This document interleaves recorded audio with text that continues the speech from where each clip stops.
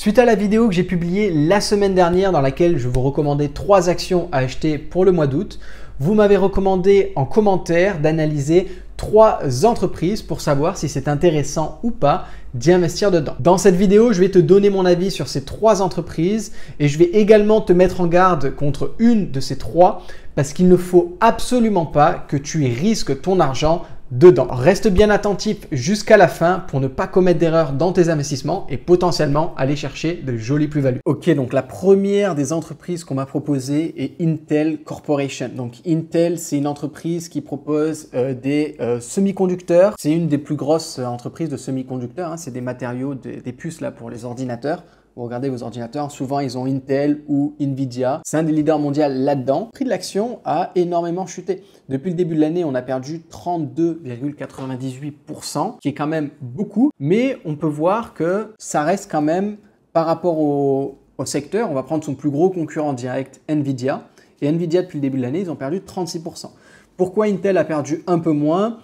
Premièrement, parce qu'ils sont en place depuis plus longtemps. Et deuxièmement, c'est que Nvidia est totalement surévalué. À l'heure actuelle, Nvidia, c'est purement une entreprise de croissance, alors qu'Intel est une entreprise qui verse un dividende. Ils ont un dividende depuis un petit moment et Intel est d'autant plus quand même assez sous-évalué à l'heure actuelle. C'est normal que la baisse a été un peu moins puissante, mais elle est restée puissante et on va voir aujourd'hui pourquoi la baisse de Intel a été si puissante et si c'est toujours intéressant d'investir dedans. Quand on regarde Intel sur le site SimpliSafe, on peut voir qu'on a un dividende de 4,09%, ce qui commence à être assez intéressant et on a une note de sûreté de 80%.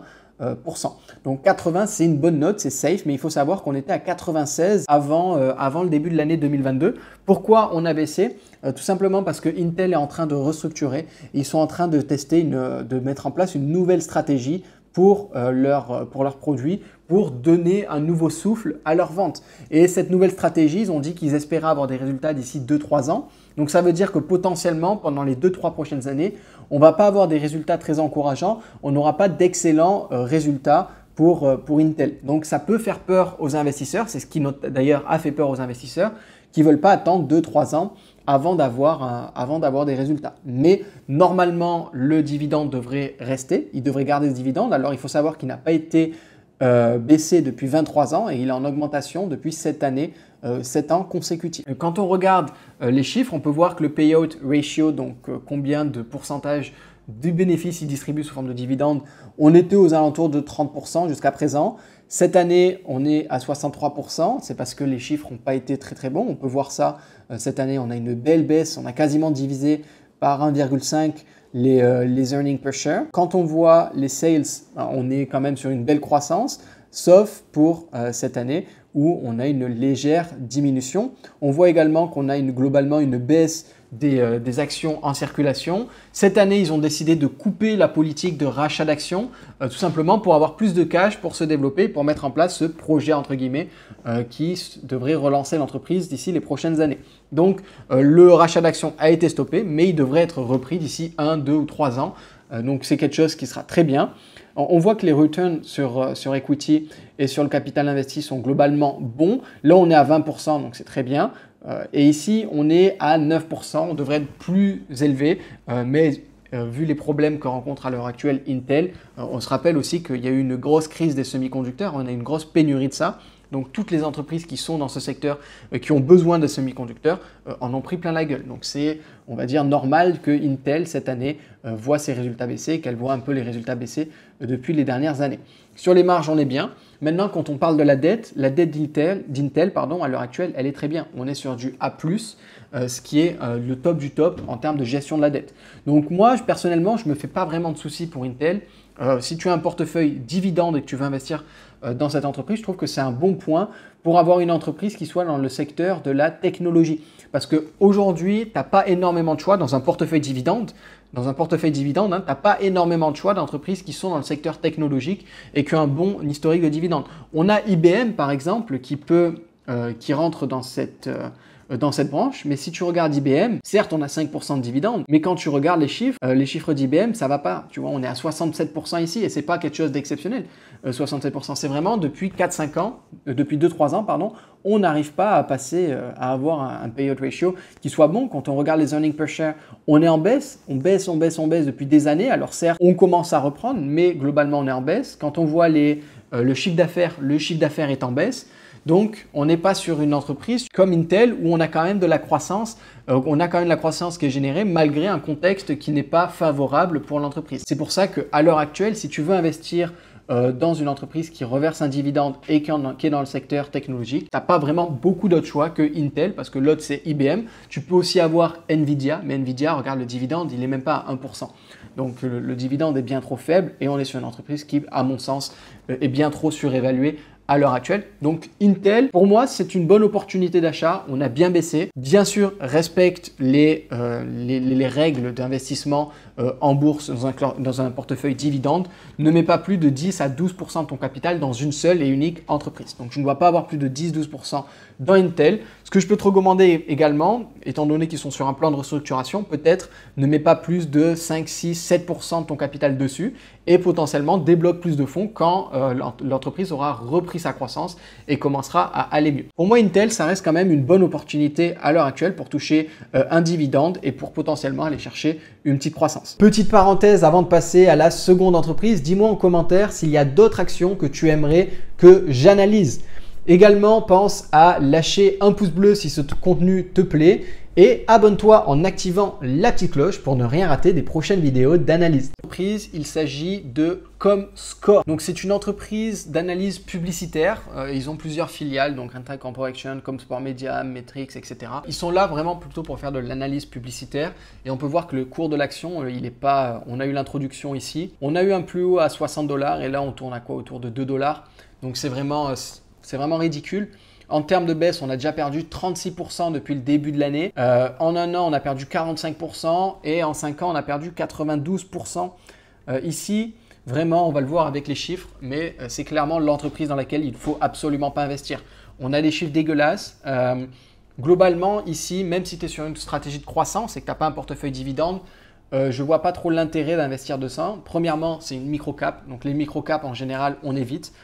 Pourquoi on évite les micro-caps? Parce que la capitalisation est tellement faible que ce n'est pas des entreprises en général qui ont vraiment fait leur preuve. Quand on regarde les earnings per share, on voit que depuis 2017, on n'a rien en 2016, mais depuis 2017, c'est négatif. Alors 2021, 2022, ça recommence à être positif, mais c'est vraiment rien du tout. Quand on voit les sales, on n'a pas quelque chose qui est très attractif, hein, 200-300 millions. On est sur quelque chose qui n'est pas vraiment en croissance, c'est plutôt flat. Pour les shares outstanding, on en a de plus en plus, donc ça veut dire qu'ils ont besoin de plus en plus de financement. Quand on regarde les return on equity invested capital, c'est négatif. Donc quand tu vois ça en négatif, en général, c'est carton rouge. C'est carton rouge direct, que peu importe ta stratégie, que tu sois sur une stratégie de croissance ou sur une stratégie dividende, si tu n'as pas de retour sur equity ou sur le capital investi, ça ne vaut pas vraiment le coup ça vaut vraiment pas le coup d'investir. C'est une entreprise qui ne fait pas d'argent. Donc c'est une entreprise, c'est une question de temps avant qu'elle fasse faillite. Hein. Là, la dette, on n'est pas sur une dette qui est bien gérée. On voit que la couverture d'intérêt, elle est négative également. Donc on n'est vraiment pas sur quelque chose qui soit recommandable. Pour que ce soit plus visuel, on va aller ici et je vais te montrer les résultats.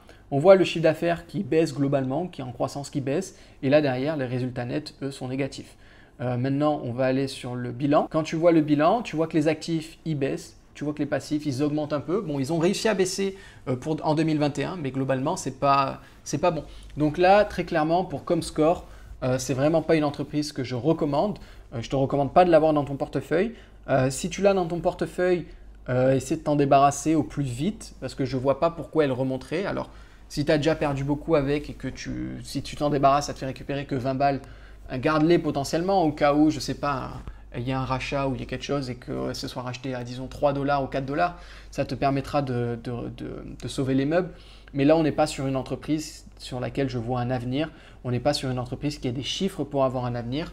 Donc là, pour le coup, c'est un non. Je ne te recommande vraiment pas d'investir sur Comscore. Ok, donc la troisième entreprise que je vais analyser est Innovative Industrial Properties. Ça a été fondé en 2016, donc c'est une entreprise assez récente, elle a 6 ans à peu près. C'est quelque chose de relativement nouveau. On est sur une entreprise avec une capitalisation boursière de 2,7 milliards et un rendement du dividende de 7,11% pour un PER de 20,33. Au premier abord, ça a l'air d'être quand même assez alléchant, ça a l'air d'être plutôt joli.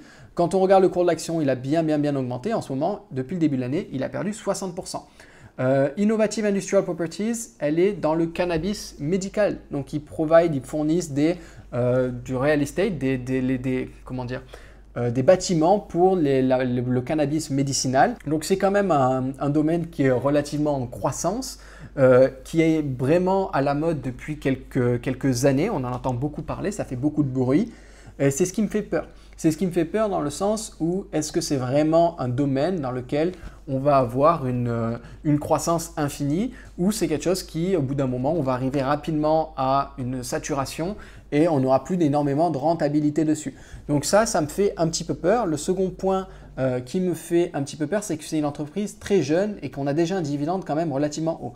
Donc il verse un dividende depuis 4 ans, il augmente année après année depuis 4 ans. D'environ 28% par an, donc c'est quand même assez énorme. Et derrière, en termes de payout ratio, on va avoir quelque chose autour de 80% par rapport au FFO, par rapport au free cash flow. Ce qui est relativement OK hein, en termes de ratio de distribution. On est sur quelque chose de relativement OK. Mais le problème, moi, que je vais avoir avec cette entreprise, c'est que c'est beaucoup trop jeune. Je trouve que c'est beaucoup trop risqué d'investir dans une jeune entreprise comme ça, d'autant plus qu'ils apparemment commencent à avoir des problèmes avec des défauts de paiement pour leurs locataires. Ils ont des locataires qui ne payent pas correctement les loyers. Sur le papier, ça a l'air joli, mais quand on regarde, quand on va en profondeur, c'est plus compliqué que ça et c'est moins attrayant. De toute façon, en général, quand on voit un dividende qui est au-dessus de 6-7%, il faut bien vérifier. Alors, il y a certaines entreprises, pourquoi pas, ça fonctionne, mais il faut bien vérifier où sont les risques, parce que ce qui dit gros rendement dit potentiellement gros risque, donc il faut aller chercher où sont les risques. Et ici, les risques, c'est qu'on a des personnes qui ne payent pas les loyers. Donc, si les locataires ne payent pas les loyers, ça veut dire que les chiffres vont baisser sur le long terme et qu'au bout d'un moment, on ne pourra plus payer ce dividende. Alors certes, peut-être que le dividende sera juste divisé par 2 ou qu'on versera moins de dividendes, mais ça reste quand même embêtant. En termes de chiffres, on a globalement une jolie croissance. Hein. On a la croissance du chiffre d'affaires est quand même assez belle. C'est vraiment pas mal.